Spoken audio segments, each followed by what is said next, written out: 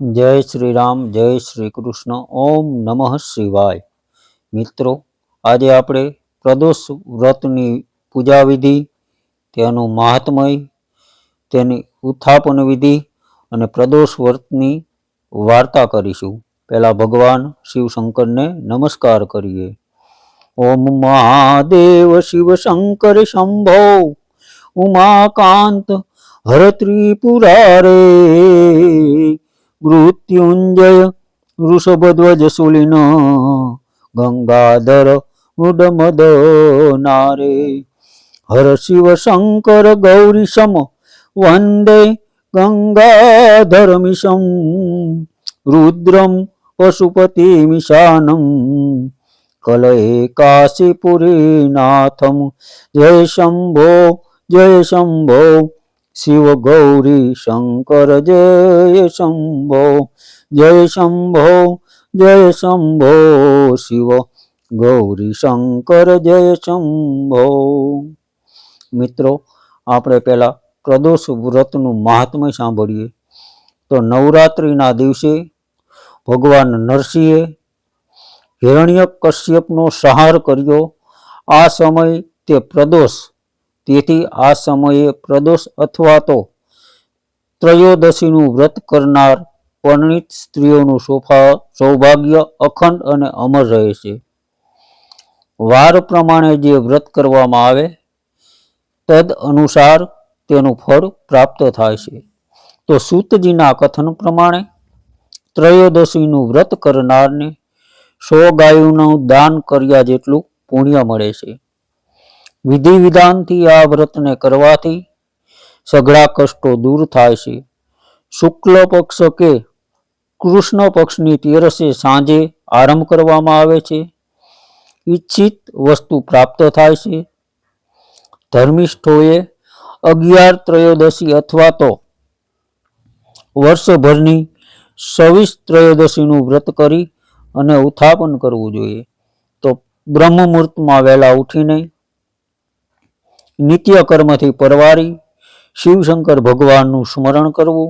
સાયંકાળ સૂર્યાસ્તથી 1 કલાક પહેલા સ્નાનાદિ કર્મોથી પરવારી શ્વેત વસ્ત્રને ધારણ કરવું।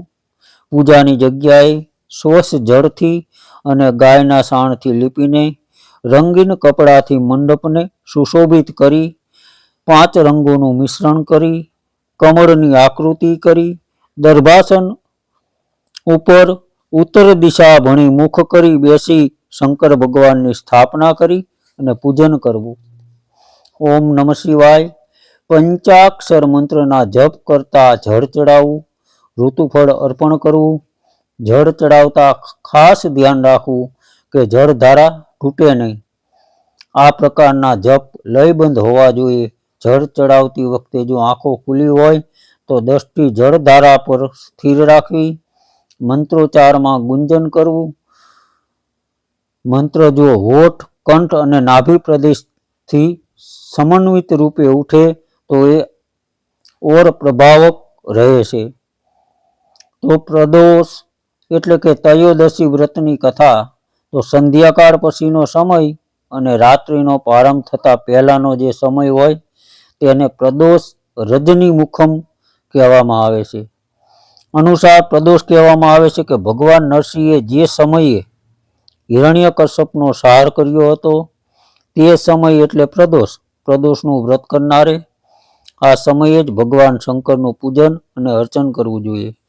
તો પ્રદોષ વ્રત કરવા માટેની અતિ ઉત્તમ ત્રયોદશી એટલે કે 13ના દિવસે વ્રત કરતાએ 13 પછી સુદ હોય કે વદ હોય આ દિવસે વહેલા ઉઠી નિત્ય કર્મ અને પૂજાનું કાર્ય સંપન્ન કરી ભગવાન શંકરના મંદિરે જઈ તેમના દર્શન કરવા અને મનમાં પ્રદોષ વ્રતનો સંકલ્પ લેવો જરૂરી છે।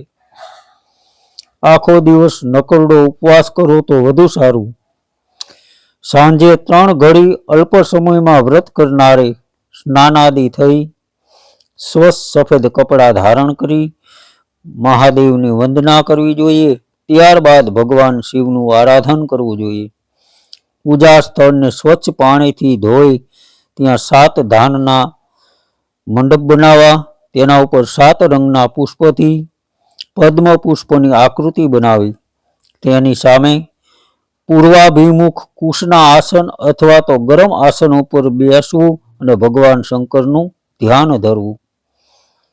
તો કરોડો ચંદ્રમા સમાન ઓજસવાળા ત્રિનેત્રને ધારણ કરતા, મસ્તક ઉપર ચંદ્રમા રૂપી આભૂષણને ધારણ કરવા વાળા, પિંગલ વર્ણના જટાજૂટધારી, નીલકંઠ તથા રુદ્રાક્ષ માળાઓથી સુશોભિત, વરદ હસ્ત, ત્રિશુલધારી, નાગના આભૂષણ અને કુંડળ ધારણ કરનારા, વ્યાધ ચર્મને ધારણ કરનારા, રત્નજડિત સિંહાસન પર બિરાજમાન એવા દેવાધિદેવ મહાદેવનું ધ્યાન ધરવું.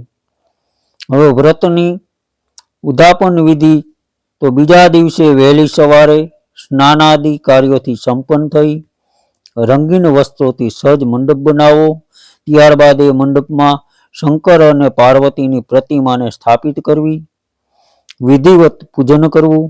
ભગવાન શિવ અને માતા પાર્વતીને પ્રસન્ન કરવા માટે ખીર વડે હવન કરવો. હવન કરતી વખતે ઓમ ઉમા મહેશ્વર શિવાય નમઃ મંત્રના જાપ કરતા કરતા 108 આહુતિ આપવી. તે ઉપરાંત ઓમ હિમ ક્લીમ નમઃ શિવાય મંત્રનું ઉચ્ચારણ કરતા 108 આહુતિ આપવી. આ હવન બ્રાહ્મણના હસ્તે કરાવવામાં આવે તો તેનું ફળ અનેકાનેક ગણું મળે છે. હવન સંપન્ન થયા પછી બ્રાહ્મણોને ભોજન કરાવવું, યથાશક્તિ દાન અને દક્ષિણા આપવી. ત્યારબાદ બ્રાહ્મણના મુખેથી સ્વસ્તિ વાચન કરાવવું અને તેમના આશીર્વાદ લેવા. બ્રાહ્મણની આજ્ઞા લઈ સ્નેહીજનોની સાથે પોતાએ પણ ભગવાનનો પ્રસાદ ગ્રહણ કરવો. આવી રીતે વ્રત કરનાર પુત્ર પૌત્રાદિથી યુક્ત જીવન વ્યતીત કરે છે તથા તેના ધન ધાન્ય, સુખ સંપત્તિ અને આરોગ્યમાં વધારો થાય છે અને જીવનના દરેક ક્ષેત્રમાં વિજય મેળવી સર્વ પાપોમાંથી મુક્ત થઈ મોક્ષ પામે છે. તો આ પ્રમાણેનો ઉલ્લેખ સ્કંદ પુરાણમાં પણ કરવામાં આવ્યો છે. તો ત્રયોદશી વ્રત એટલે કે પ્રદોષ વ્રત કરવાવાળો મનુષ્ય સદાય સર્વ પ્રકારે સુખી બને છે, તેના તમામ પાપો નિર્મૂળ થાય છે અને આ વ્રત જો વિધવા સ્ત્રી કરે તો તેના આ જન્મના અને ગયા જન્મના પાપો નાશ પામે છે અને પછીના બીજા જન્મની અંદર તે અખંડ સૌભાગ્યવતી રહે છે. સોહાગણ સ્ત્રીનો ચૂડી ચાંદલો અખંડ રહે છે. ધન તથા ધાન્યના ભંડારો તેના ઘરે ભરેલા રહે છે અને કુંવારી કન્યા પણ જો આ વ્રત કરે તો તેને ઈચ્છિત ઘર અને વર બંને સારા મળે છે. તો વ્રત કરનારે જે મનોકામનાની આ વ્રત કરે છે તેની મનોકામના ભગવાન શંકર અચૂક સંપૂર્ણ કરે જ છે. તો સૂતજી કહે છે કે ત્રયોદશી પ્રદોષ વ્રત કરવા વાળાને ગાયના દાન જેટલું પુણ્ય મળે છે. આ વ્રત જે ભાવિક સંપૂર્ણ વિધિ વિધાન અને તન મન અને ધનથી કરે છે તેના સઘળા દુઃખ અને દારિદ્ર્ય દૂર થાય છે અને મોક્ષ જેવા પરમ પદને પામે છે. તો મિત્રો, આ વખતે સોમવારે પ્રદોષ વ્રત આવે છે એટલે સોમ પ્રદોષ વ્રત છે. તો આપણે હવે તેની વાર્તા કરીએ. સોમવારે ત્રયોદશી આવે એટલે તેને સૌમ્ય પ્રદોષ વ્રત કહેવાય છે. તો આ સૌમ્ય પ્રદોષ વ્રતની આપણે વાર્તા કરીએ. સૂતજી બોલ્યા કે હે ઋષિઓ, હવે હું તમને સોમ ત્રયોદશી વ્રતનું મહાત્મય સંભળાવું છું. તો આ વ્રત કરવાથી શિવ પાર્વતી પ્રસન્ન થાય છે. આ વ્રત કરનારે વહેલી સવારે સ્નાન કરી પવિત્ર થઈ શિવ પાર્વતીનું ધ્યાન ધરવું, પૂજન કરીને અર્ઘ્ય આપવો, ઓમ નમઃ શિવાય મંત્રનો 108 વખત જાપ કરવો, પછી ભગવાનની સ્તુતિ કરવી કે હે પ્રભુ, હું આ દુઃખ સાગરમાં ડૂબકા ખાતો, દેવાથી દબાયેલો અને ગ્રહ દશાથી ત્રસ્ત છું. તો હે દયાળુ, મારી તમે રક્ષા કરો. શૌનકાદિક ઋષિ બોલ્યા કે હે પૂજ્યવર મહામત્મય, તમે આ વ્રત સંપૂર્ણ કામના માટે બનાવ્યું છે. તો હવે કૃપા કરીને બતાવો કે આદિકાળમાં આ વ્રત કોણે કર્યું હતું અને તેને શું શું ફળ મળ્યું હતું. તો સૂતજી બોલ્યા કે આ વ્રતની હું તમને કથા કહું છું, તે તમે સાંભળો. તો એક નગરની અંદર એક વિધવા બ્રાહ્મણી રહેતી હતી. તેના પતિ સ્વર્ગવાસ થતા આવકનું કોઈ તેની પાસે સાધન હતું નહીં. તેથી સવાર પડતા જ પોતાના પુત્રને લઈ ભિક્ષાવૃત્તિ કરવા માટે નીકળી જતી. બપોર સુધીમાં જે ભિક્ષા મળતી તેમાંથી પોતાનું અને પોતાના પુત્રનું ભરણ પોષણ કરતી હતી. હવે એક દિવસ આ બ્રાહ્મણી ભિક્ષા માંગી ઘર તરફ પરત આવી રહી હતી ત્યારે રસ્તાની અંદર એક નાની ઉંમરનો તેને છોકરો મળ્યો, જેની દશા ખૂબ જ ખરાબ હતી. બ્રાહ્મણીને તેના પ્રત્યે દયા આવી. તે બાળકને પોતાની સાથે ઘરે લાવી અને પોતાના પુત્રની સાથે તેનું પણ ભરણ પોષણ કરવા લાગી. હવે બ્રાહ્મણીને ખબર ન હતી કે જેને રસ્તામાંથી લાવી છે તે સામાન્ય પુત્ર નથી, પરંતુ વિદર્ભ દેશનો રાજકુમાર છે અને ભવિષ્યના મહાપ્રતાપી રાજા ધર્મગુપ્ત છે. હવે વિદર્ભ દેશની ઉપર પાડોશી રાજાએ આક્રમણ કરી રાજા અને રાણીને મારી નાખ્યા હતા. રાજકુમાર પ્રધાનની મદદથી જેમ તેમ કરીને પોતાનો જીવ બચાવી અને ભાગી છૂટ્યો હતો. તો રાજકુમાર બ્રાહ્મણ કુમાર સાથે મોટો થવા લાગ્યો. હવે એક દિવસ આ બ્રાહ્મણ કુમાર અને રાજકુમાર બંને રમતા રમતા નદીના કિનારે પહોંચી ગયા. સૂરજ કયારે પણ સાબડીથી ઢંકાતો નથી, તેમ રાજકુમારનું તેજ નદીના કિનારે રમવા આવેલ યક્ષ રાજાની કન્યાએ જોયું અને તે તેના ઉપર મોહિત થઈ ગઈ. રાજકુમાર પણ રાજકુમારી પર મોહિત થઈ ગયો. બંને વાતો કરવા લાગ્યા અને સાંજ પડતા બંને કુમારો ઘરે પાછા આવ્યા. હવે રાજકુમારીએ પોતાના મહેલે જઈ બધી વાત પોતાના માતા પિતાને કરી અને આવતીકાલે નદી કિનારે તેની સાથે આવવા માટે કહ્યું. તો યક્ષરાજ મૂંઝવણમાં હતા કે કન્યા માટે યોગ્ય વર ક્યાંથી શોધવો. તેમણે થોડો વિચાર કરી સાથે આવવા માટે હા પાડી. બીજા દિવસે સવારે બંને કુમારો નદીના કિનારે ગયા. ત્યાં તેમણે રાજકુમારી સાથે રાજા યક્ષરાજને જોયા. યક્ષરાજ અને રાણીને પણ આ રાજકુમાર પસંદ આવ્યો. યક્ષરાજે કહ્યું કે કુમાર, તમારો પરિચય કહો, તમે કોણ છો અને ક્યાંથી આવો છો? ત્યારે રાજકુમાર બોલ્યો કે હે રાજન, હું વિદર્ભ દેશનો રાજકુમાર ધર્મગુપ્ત છું. અમારા પડોશી રાજાએ અમારા ઉપર અચાનક આક્રમણ કરી અમારું રાજ્ય છીનવી લીધું અને મારા માતા પિતાને પણ હણી નાખ્યા છે. હું જેમ તેમ કરીને ત્યાંથી ભાગી છૂટ્યો છું. મને પાસેના ગામમાં રહેતી એક બ્રાહ્મણી પરિવારે આશરો આપ્યો છે અને હવે તે જ મારો પરિવાર છે. યક્ષરાજ, આ છે મારો પરિચય. રાજકુમારની વાત સાંભળી યક્ષરાજ અતિ પ્રસન્ન થયા. તેમને લાગ્યું કે આ યુવાન ખરેખર ગુણવાન છે. યક્ષરાજે રાજકુમારને કહ્યું કે તમારા લગ્નની વાત કરવી છે. તમારી માતાને લઈને આવતીકાલે તમે અહીં આવજો. જો તમારી પાલક માતા મંજૂરી આપશે તો ઘડિયા લગ્ન લઈ તમારા લગ્ન રાજકુમારી અંશુમતી સાથે કરી આપીશું. રાજકુમાર તો હરખાઈને ઘેર આવ્યો. તેની પાલક માતા રાજકુમારની રાહ જોઈને બેઠી હતી. રાજકુમાર આવ્યો એટલે માતાએ મીઠો ઠપકો આપીને કહ્યું કે દીકરા, હાથ મોં ધોઈ જમવા આવી જાઓ, હું તમારી રાહ જોઉં છું.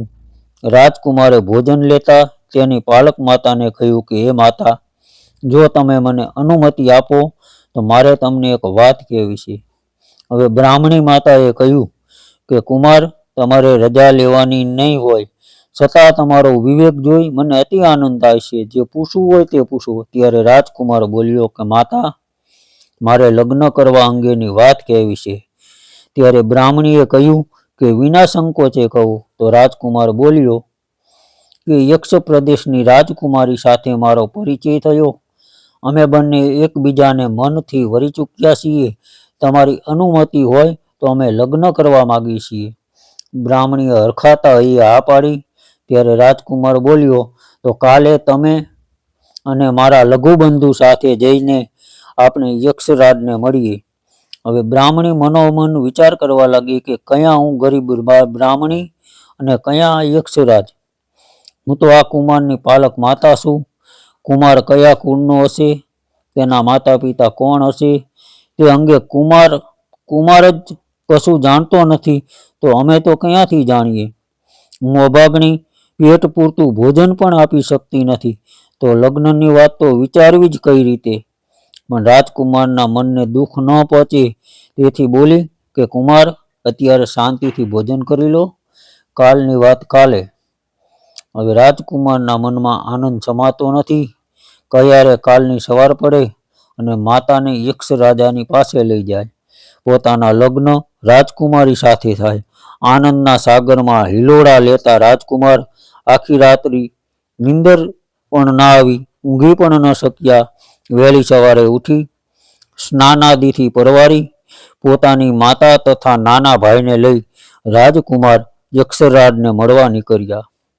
હવે બ્રાહ્મણી મનમાં ને મનમાં વિચારતી હતી કે મારા નસીબ એવા ક્યાંથી હોય કે યક્ષરાજ કુમારી મારા ઘરની બહુ બને. આમ વિચારતી બ્રાહ્મણી પૂતળાની જેમ ચાલતી રહી. રસ્તો કયા કપાઈ ગયો તેનો પણ તેને ખ્યાલ ન રહ્યો. આ બાજુ રાજકુમાર બ્રાહ્મણી અને નાના ભાઈ રુદ્રદ્રથની સાથે નદી કિનારે આવી પહોંચ્યા. બ્રાહ્મણી તો ત્યાંનું દ્રશ્ય જોઈને દિગ્મૂઢ બની ગઈ, જાણે કોઈ પરીના દેશમાં પહોંચી ગઈ હોય તેવું અનુભવ્યું. તો સામેથી યક્ષરાજ તેમની રાણી અને રાજકુમારી સાથે આવતા જોઈ કુમાર બોલ્યા કે હે રાજન, આ મારી માતા છે, તમારે જે પૂછવું હોય તે વિના સંકોચે પૂછો. તો બ્રાહ્મણી બોલી કે હે રાજન, તમે જેને મારો પુત્ર સમજો છો તે ખરેખર મારો પુત્ર નથી. હું તો તેની પાલક માતા છું. તેઓ કયા કુળના છે, કોણ છે તેની પણ મને ખબર નથી અને મેં જાણવાનો પણ પ્રયાસ કર્યો નથી, કારણ કે તે અંગે જાણ્યા પછી કદાચ મારા પ્રેમમાં કંઈ ફેરફાર થાય તો માતા તરીકેની મારી ફરજ ચૂકીશું તેવું હું અનુભવું, તેથી મેં જાણવાનો ક્યારેય પણ પ્રયાસ કર્યો નથી. હવે વાત રહી લગ્નની, તો હું તો ગરીબ બ્રાહ્મણી છું. ભિક્ષાવૃત્તિ કરી માંડ પેટનો ખાડો પૂરું છું. ત્યાં લગ્ન અંગે કઈ રીતે વિચારું.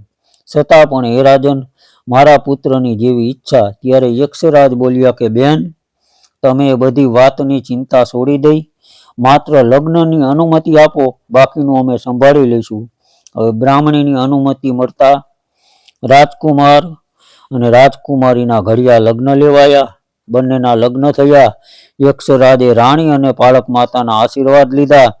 રાજકુમારને જન્મ આપનારી માતા અને તેનું પાલન કરનારી માતા એક દેવકી અને એક યશોદા બંને સોમ ત્રયોદશી એટલે કે સોમ પ્રદોષનું વ્રત કરતી હતી, જેના પ્રભાવે ભગવાન શંકર પ્રસન્ન થયા અને યક્ષરાજને આજ્ઞા આપી સૈન્યની સહાયથી રાજકુમારને તેમના પિતાએ ગુમાવેલું રાજ્ય પાછું મેળવવામાં સહયોગી બન્યો.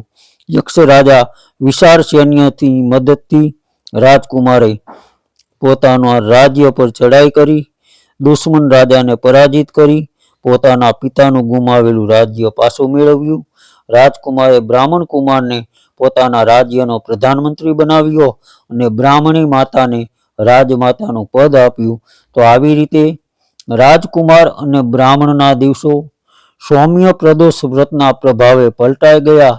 એવી રીતે ભગવાન શંકર આ વ્રત કરનાર દરેક ભક્તના દુઃખ જરૂરથી દૂર કરશે. ઓમ નમઃ શિવાય. મિત્રો, તમને આ વિડીયો ગમ્યો હોય તો લાઈક કરો અને શેર કરો.